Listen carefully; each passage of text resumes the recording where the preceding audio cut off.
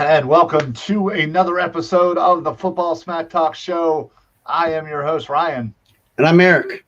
Welcome, everybody, to the post-football edition of the show. We are in the saddest time of the year. Yeah. Football is over. No live games for 6 months. Super Bowl just ended, and we have about 3 weeks until free agency starts. So, yeah, it's a quiet period, unfortunately. We're going to get into a little bit of Super Bowl talk tonight. Obviously, there was a game last night. Pretty good game too. Actually, a surprisingly good game. But more importantly, we are going to get into some Eagles off-season talk. So if you're out there, you're watching, let us know what you guys thought of the game. Let us know what you guys are wanting the Eagles to do for this offseason. Just let's get the conversation going, and we'll start there. Eric, what were your initial thoughts of the game once the Rams ended up beating the Cincinnati Bengals last night? What were your thoughts about that game? Well, my first thought was, man, I was really disappointed. I went full on ballsy and went the Bengals money line. I should have taken the points. But no, it was a good game. Really enjoyed it. Also hit a 7-leg parlay, so that eased the blow a little. Nice. Good job, buddy. Yeah. Actually, I did a plus for the night. So, but yeah, I know you can't ask for much more than that. No, my takeaways were it was a great way to cap off a great postseason. I think a lot of people were obviously rooting for Cincy, a little bit of an underdog, weren't supposed to be there last year. I mean, have never won one. Yeah, they had never won one. Last couple seasons they were pretty much one of the worst franchises in all of the NFL, and they turned. Yeah, if you take away like maybe a 5-year period from like that 2004 to 2009 or so. If you take that out, they've been pretty bad since Chris Collinsworth left there. Yeah. So, so it was. I think it was nice to see. I think a lot of people were kind of rooting for them. And considering the way the Rams built their team, they basically traded away all of their first-round picks for the next 70 years to get, obviously great players, and it certainly worked out for them. So, so obviously, it worked out. I don't think they have a first-round pick until 2024. Yeah. But they haven't had one in I think like 4 or 5 years, maybe. So, it worked. Obviously. Yeah, their last first-round pick was Jared Goff, and he's no longer there. Now, yeah. So, Matthew Stafford finally gets one after being in Detroit for all of those years. And I'd say that's a good reward for putting up with all that time living in Detroit. For sure. Definitely paid off for him. Mm-hmm. And, it was the first season in L.A., and obviously the Rams made all the right moves. They brought in, Odell Beckham, who scored the first touchdown, unfortunately tore his ACL. I really hope that knee injury is not as bad as we believed it to be. Yeah, he was going to be a free agent, and it was certainly things were looking up for Odell. Right. That's unfortunate. But they obviously traded for Ramsey. They traded for Von Miller. They traded for many star quality players, and with the emergence of Cooper Kupp winning the Offensive Player of the Year, winning the wide receiver Triple Crown, winning the Super Bowl MVP with his 2 touchdowns.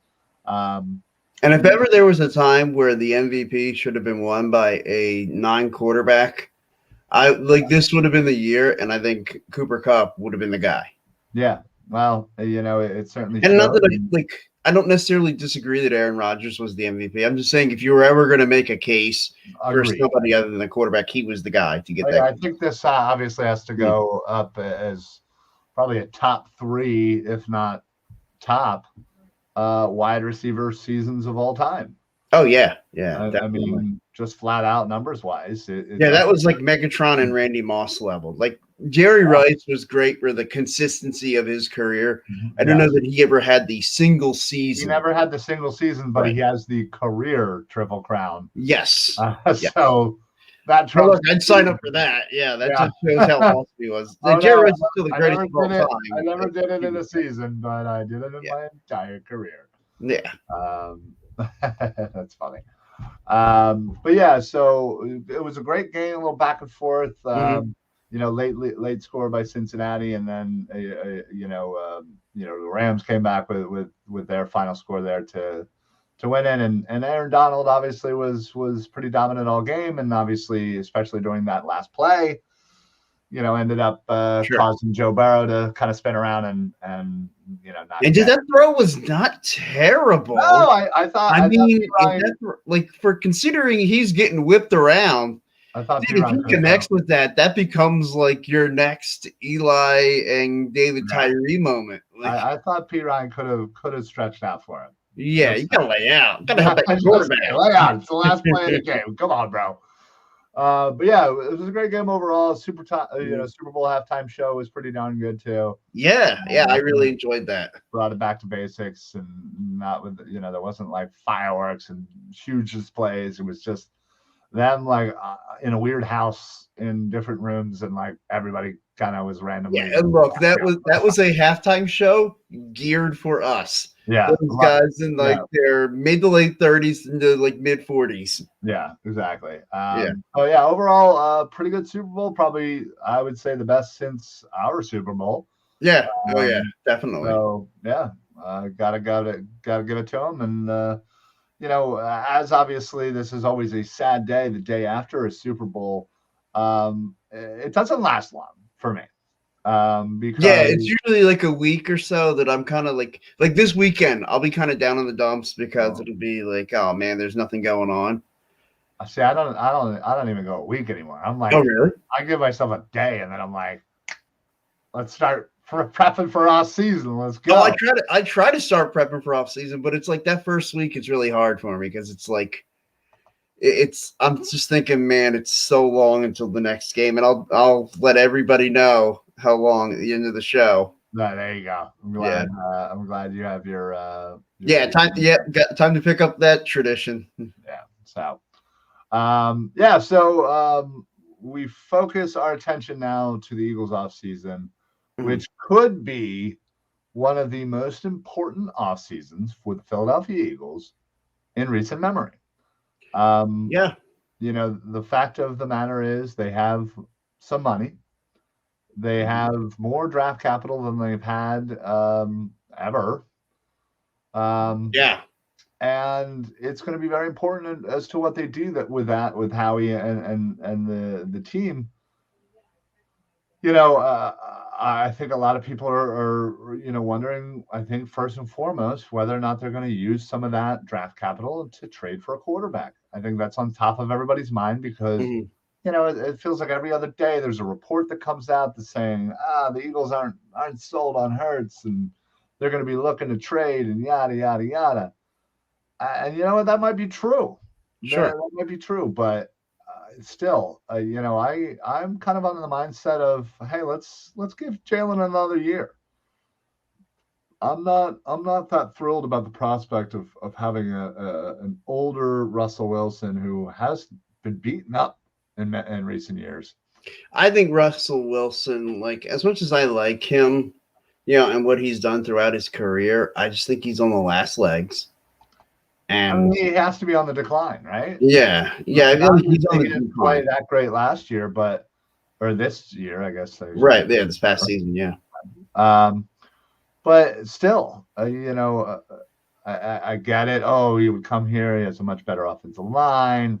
I'm sure I wouldn't doubt that he'd be much better than Jalen Hurts, and it would be great. But what it's going to cost to get him is they're talking Hurts and 2 firsts this year and some stuff next year. That's too much. It's too much.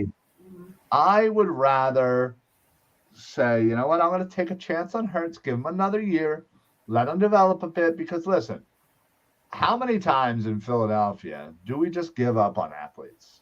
They don't pan out the first year. They don't pan out the second year. Get rid of them. Not everybody develops the same way. Not everybody is going to come out and be, Patrick Mahomes from day one. Well, and Patrick Mahomes was wasn't. Patrick Mahomes because he had a year to sit under Well, the learning tree of Andy Reid and Alex Smith. well, true. I mean, yes, obviously that certainly helps, but Mhm. still, it's just amazing that we're so quick to want results, and unfortunately, football's a hard sport to learn. A lot of people, develop differently, and it's only recently, the last like 10, 15 years, that people are coming out and just being instant stars. It Right. wasn't the case 20 years ago. You'd come out and it would take you to year 3 before you really got your feet wet in the league. Oh Especially, yeah, it was nothing like back in like the 80s and 90s for a quarterback to get drafted and spend 2 years sitting and learning and developing on the bench before he came into a game. yeah. Yeah, now rookies are starting immediately, Right. and some of them are having very good success, which fantastic. That's great. Congratulations. But not everybody's that way. Yeah, So and not every situation's the same. Not every player's the same. yeah, Sometimes a player comes into a nice situation that's tailor made for his skill set, and like maybe say that team just had a plethora of injuries the year before, and all of a sudden guys after rehabbing their injuries they come back more dedicated, more healthy, and all of a sudden it's like you've got all those players coming back that they were good players. They didn't forget how to play, and they were good enough to play in this league. right. And they're healthy now, and this young quarterback gets meshed with that talent, like Yeah, and like well, and certain coaches are just better with younger talent. for Like sure. as much as everybody likes to knock Jeff Fisher, and it's become a popular thing to talk about he was a quarterback killer. Like what he would do is he'd take his best was when he had a veteran quarterback that he didn't have to develop anymore, and Sure. he could just let the offense do the offense thing, and he ran the defense, and he kind of oversaw everything. Yeah, Well, see that works well for probably a lot of veteran quarterbacks. I'm sure there'd be a lot of quarterbacks that, like, after having some success somewhere else, would have gone in and been totally fine in that environment. yeah. No, you're And absolutely right. You're absolutely right. I mean, do you remember when it was always said that it took a wide receiver 3 until his years, yeah. third year, right? Hmm. It was the third year when you really started to see the development of that player. So book it right now. Next year, JJ Arcega-Whiteside, player of the year. Well, no, he's already. He hasn't shown anything. You're supposed to show it in your third year. You're supposed to show something in year 1 and year 2. Yeah, that. Yeah, Rager on the other hand might be the only thing we're holding out on, but I doubt that one too. But Yeah. so that's why I'm saying, listen, let's use the draft capital we have. Let's go ahead. Let's get a linebacker. Let's get a corner. Let's get an edge, offensive line, D end, whatever, as long as one of those is a linebacker. And can we get, like, it doesn't have to be in the first round, but in the second round, then can we get a corner? Yeah, definitely. Okay. So just got to make sure. Oh, snap. What's going on, Fuji? Yo, Fuji. How you doing, buddy? Brother? How are you, man? Good to hear from you. Long time no talk. It's been we haven't been on air in a little while. Lots going on in life and whatnot. Yeah. The last show we did was after the Eagles playoff loss, right? Right. Yeah. We kind of went into a little depression after that. Yeah, there was a little bit of that, and I just started a new job, and yeah, congratulations. Thank you. So yeah, lots going on. Yeah, I'm having some family health issues, and so yeah. So we are glad to be back, and we are going to take you all the way through this off season this year. Doing good, bud. Glad to hear it, man. Thank you. Yeah. So listen. Let's give Hurts another year. Let's draft defense. Personally, but and then let's go spend the money elsewhere. Like, we could make a pretty big dent in improving this team this offseason more than we have in recent memory. So I just don't want to go out and get like listen. I think the only scenario where I would want them to trade for a quarterback, and I might get some flack here. Yeah, go ahead. Here is if it's Deshaun Watson and everything is cleared up. And Well, yeah, I would have to have the legal all cleared up. And I'd have to have an answer from Roger Goodell on how long he's going to have. Yeah. I would need to know Yeah. every single thing. Yeah. It would all need to be cleared up. And yeah, you know what? It would be, you would need to tell me, okay, well, he's suspended for 6 games or whatever it is. I'm not going to speculate. Because then you just have Minshew start 6 games or however many. And sure. Yeah. I would assume 6. Who's much younger than all the other quarterbacks being named. Mm-hmm. Is just as talented, if not more. Led the league in passing on a 4-12 team, right? In 2020, and has never really had that great of an offensive line either. So, come here, looks like Kelsey's coming back.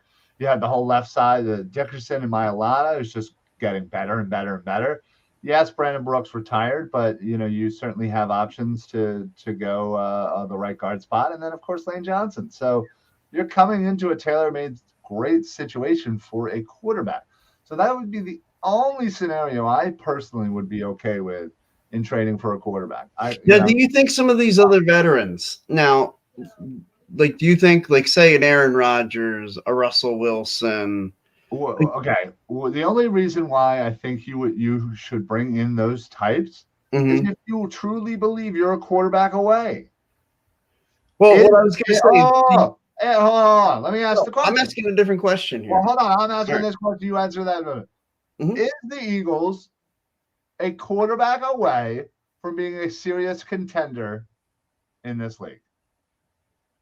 Look, Aaron Rodgers makes anybody who goes to a contender. Yes or no? Yes. That you think they're a quarterback away? Yes, I do. Oh my God! You're that's how big his position is. You're insane. They have no linebackers. True, but they have 0 linebackers. Okay, dude, I get it. You love linebackers. Okay, you gotta have some to play the freaking game, right? And they do have some that can play the game. Who? Alex Singleton, your boy. No. You asked the question. I want to ask my question now. If you are an Aaron Rodgers, you're a Russell Wilson, are you sitting there, you look over at the Eagles and be like, man, that's the kind of setup I'd like to get to with that offensive line that could help me? I'm sure the fact that you have a young head coach that you, as a veteran quarterback, you could go in and be like, listen, this is what works for me. Happen. Yeah. You have an offensive line who is one of the top offensive lines, top 5, I would say. And you've already started replacing some of those players. So it's just going to continue. And you also have one of the best offensive line coaches in the league. So here's a good one. Rufus says, man, the protest that went on because of Michael Vick. Could you imagine what would happen because of Watson? Well, I guess there'd be no more females at the games, right? Oh, man, I don't know if I'm on board with this now. Fuji, too many holes to fill. Amen. My reasoning behind that is just because so many times an elite level quarterback can mask so many deficiencies. You're absolutely right, but I worry about what we'd have to give up. And, can you name a linebacker on the Green Bay Packers? Clay Matthews when they won the Super Bowl. Boom. I'm saying right now on the Green Bay Packers. Zadarius Smith. Boom. Shut up.